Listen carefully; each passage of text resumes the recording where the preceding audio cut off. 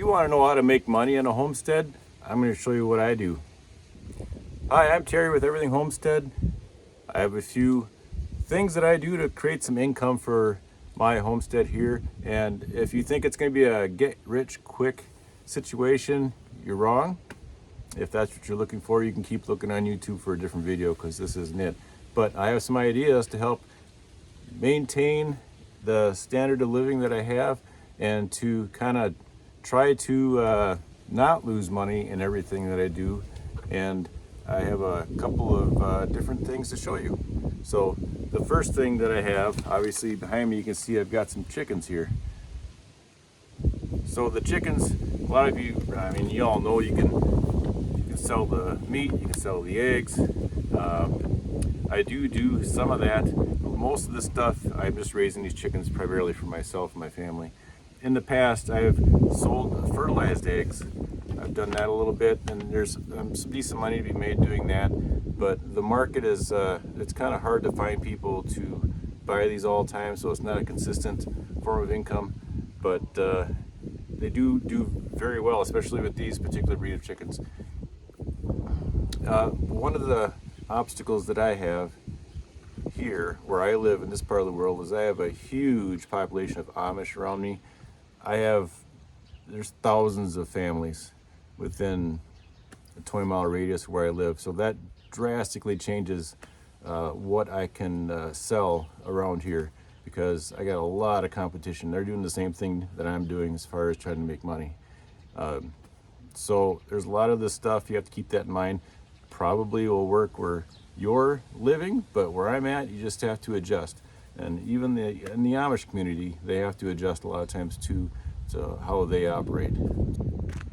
Now the piece of property that I happen to have some vacant land, as you see in the background here, that I do rent out for cropland and pasture both. That's a good source of income. It doesn't really matter how big your acreage may be.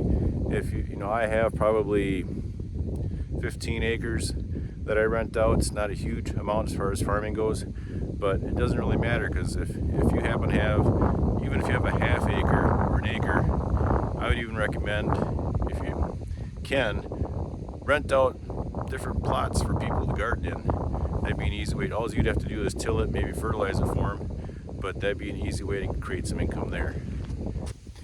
Overall, livestock are a way of producing some income. For me, I happen to have some sheep. You could do cows, you could do goats. Obviously with the goats, there's byproducts, there's the milk. The sheep, they have, the wool sheep have the wool as a byproduct. The offspring is my main goal for these sheep here. I have them bred, and when they have their young ones, then the lambs sell the best at the market. So that's my main focus with these. And I'm just getting started raising sheep, so I'm still learning as I go, but that's another option for making some money. Now, when you hear me say the word money, I realize, and I hope you realize, that gold and silver are money. Dollars are a worthless fiat currency. The sooner you figure that out, the better off your life will be. So over the years, there are a lot of farmers that went out of business. It's not because necessarily they don't know what they're doing or they're not that smart. Things are tough sometimes, and financially, things don't always go your way. So don't feel bad if you're sorry about the wind. Don't feel bad if you're not going crazy with making a lot of money off what you're doing for, especially livestock. Prices fluctuate so much. Sometimes it's out of your control. A lot of the successful farmers that you see nowadays, most of them were given a lot of help. They're probably given their farms, given their machinery, just, well, passed down through the generations. There are a few farmers that started with nothing and are doing okay today, but that's because they worked their tail off and they were very smart with all their decisions. And I can guarantee you, those successful farmers that started with nothing, they're successful now. It didn't happen overnight. It probably took decades. So you got to keep that in mind. You can start out doing what you're doing, but it takes time. And you have to study, study, study. You have to figure out what you're doing. You can't just haphazardly go into something and expect to be successful.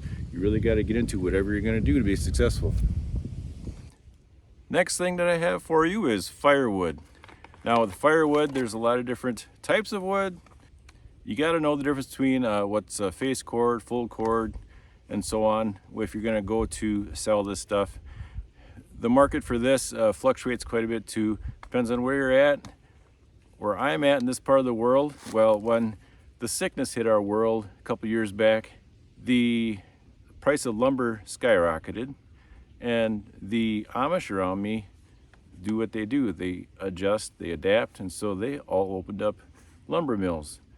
Just about 1 out of 3 Amish homes opened up their own lumber mill, and they went crazy making lumber. Well, the byproduct of making boards off of a log is that they have slab lumber. They cut that up and they use that as firewood. So there's a super overabundance of firewood around where I'm at. So this is a good idea for a lot of people, but where I'm at, I have to adjust too. So I just make enough firewood for myself. Maybe someday if the market turns around one way or the other, I'll be able to sell it again in the future. But this is a good way to make some money in a lot of parts of the world. So don't discount the firewood part of it, especially if you've got the woods around you to get it from. Super easy to source. Now I keep talking about these Amish all the time, and they're wonderful people. They're very nice people where I live. I get along with them great. It just so happens that I live in an area where everything they do is the same thing that I try to do, and that's okay. So one of the things that I do that I can do to earn a few more dollars for the bank account is I drive them around. They have a horse and buggy, but they still need sometimes to go to the bigger city for doctor's appointments, or sometimes for shopping for things that they don't have. So I'm like the Amish Uber, I guess you could say sometimes.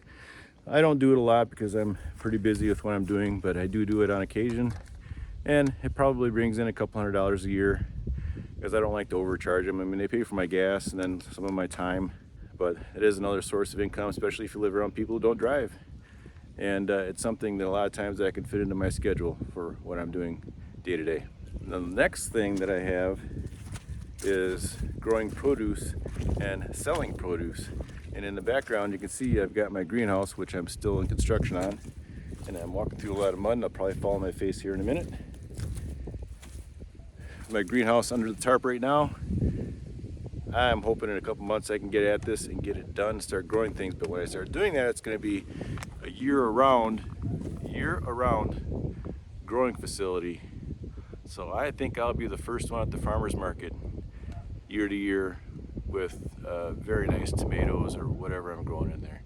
So I'm hoping that competition-wise, I'm in competition. Every Amish has a greenhouse here, and every farmer's market has the Amish selling produce, which is great, but none of the Amish have the year-round growing capabilities that I'm hoping to have here soon. So that's a source of income that I think could be a major part of where I live.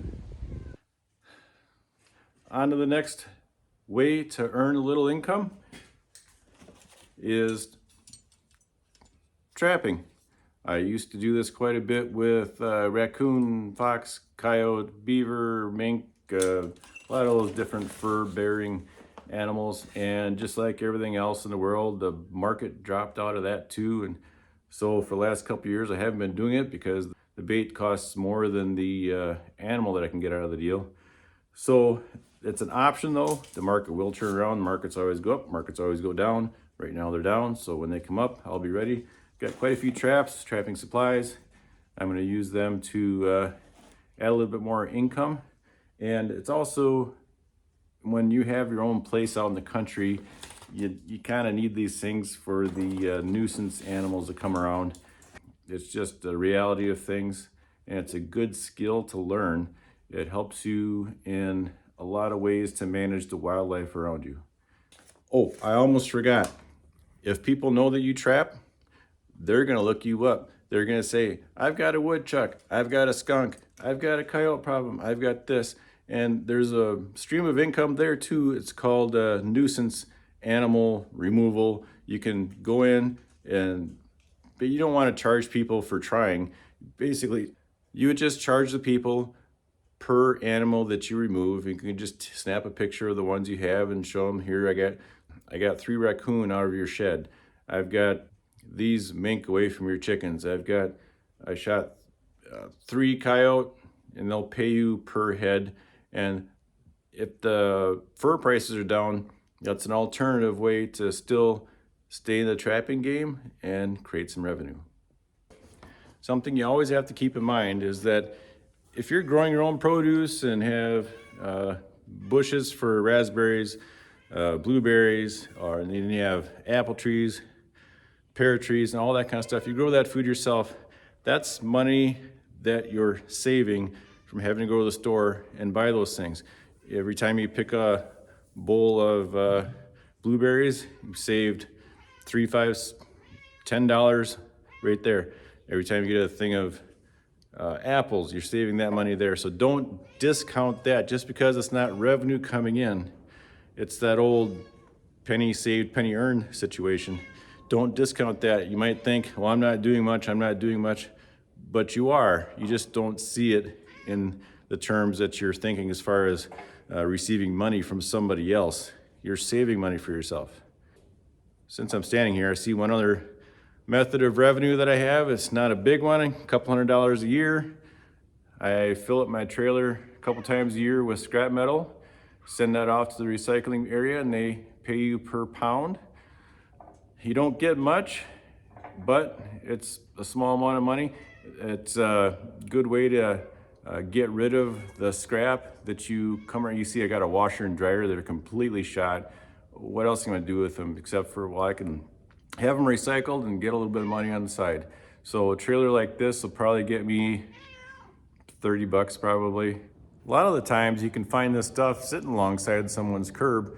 It's better than just dumping it off in some landfill someplace. So it gets recycled, makes some money, win-win. My attention hog.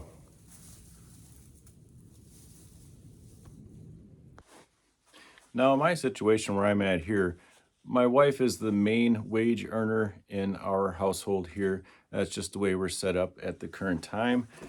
Probably 8 years ago, 9 years ago or so, we were both working in the medical field, and circumstances changed in my family. So we decided that it'd be best if I stayed at the home front to take care of the situation.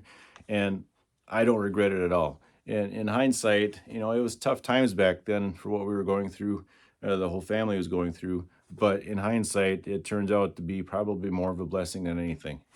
So I don't have any regrets. I'm super happy with the lifestyle we're living now. And it just goes to show another part of the adaptation part that everybody faces, and you just have to roll with it. And so hopefully by now you've seen that there's a multifaceted approach to everything that goes on. You can't just move away from the city and say, well, I'm going to have my half-acre paradise and raise chickens and sell eggs, and I'm financially set. It's always changing. I mean, your chickens could get a disease and all die. Sometimes chickens don't lay eggs. I mean, there's always stuff changing all the time. For me, I've got competition with my neighbors. They're all selling eggs. And so the price is just about next to nothing. So you just always have to change. So one of the other things that I was going to talk about is that I learned how to do some stock trading. And that's something that anybody can do. You don't have to go to school for it, but you do have to study. But it's nothing that you just go to YouTube and look through all sorts of different sources of education on YouTube. It'll get you started. I don't recommend start trading without many hours of research and education, learning how the ins and outs, because there's a lot to it. And the easiest thing to do in trading is lose money. And I've lost enough, and I learned the hard way sometimes, but it's been probably a little over a year now I've been doing this. I'm starting to get the hang of it, and I highly recommend when you set yourself up an account in trading there's an option to do what's called paper trading. which is basically fake money. It's a play account. They give you X amount of dollars and it allows you the chance to use those fake dollars and invest, see how it goes, and you see the ups and downs, how it works, how to trade, how to buy, how to sell, and you're not risking anything because it's just all fake.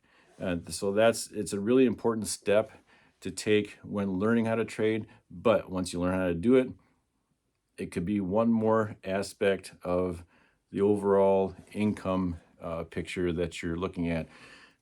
Unless you've got a huge amount of dollars to put into these accounts, you're not going to make a huge amount of dollars. So my account at this point is pretty small, but it's an accumulation thing. I get a little bit off the sheep, a little bit off the chickens, a little bit off maybe firewood if I sell firewood, a little bit off of produce, a little bit off of stock trading, and so on, recycling. So it all adds up, Just you got to keep an open mind into all that.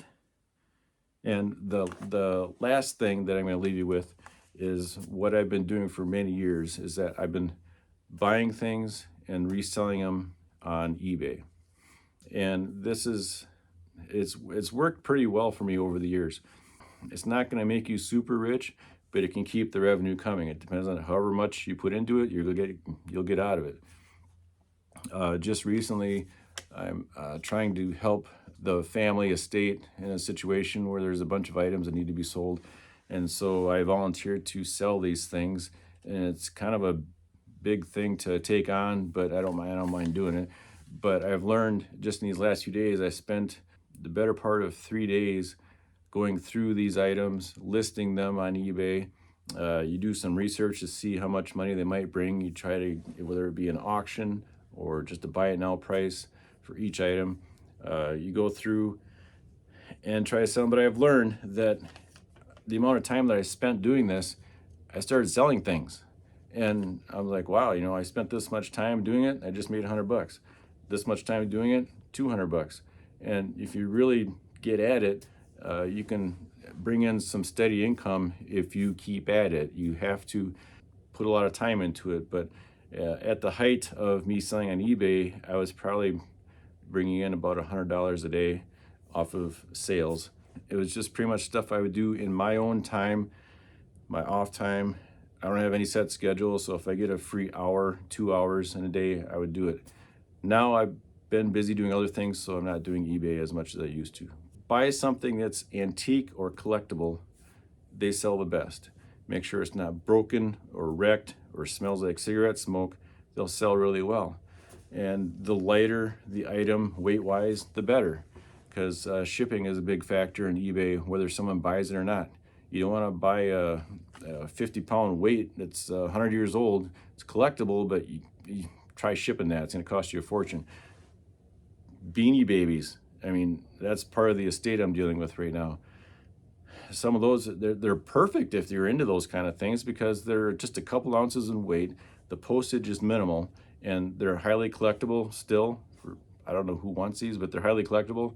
And so something like that is a good example of something to buy at a garage sale, resell on eBay. So I hope these give you some ideas of what you can do. I know you've got some ideas. Please comment on other things that I forgot. Put in the comment section things that you think work really well for producing income. I know there's a bunch of good ideas out there. You guys are very smart. Let me know. Like, subscribe, thumbs up. Don't forget. Catch you later.